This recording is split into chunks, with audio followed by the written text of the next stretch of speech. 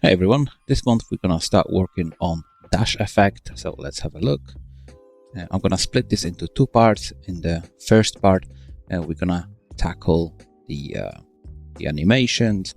We're gonna look into the animation montage as well, play some temporary effects there just to make sure we're actually seeing something, so we can work with the timing and spawning of it.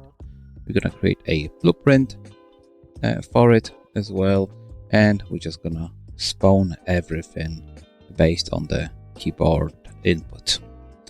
Okay, so that will be the first part, and also we're gonna in the second part create this shield mesh which we're gonna spawn in front of the character while doing the dash, and some very basic triangles which we're gonna spawn behind the character as a part of the trail.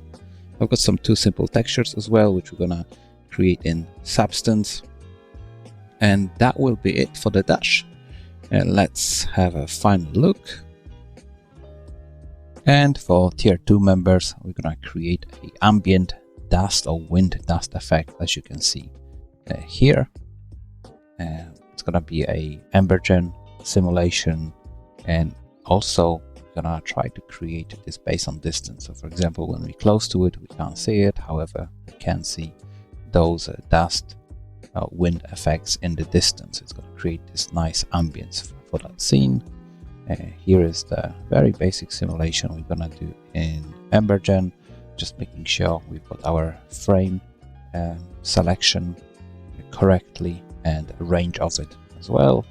Very simple, very slow moving simulation.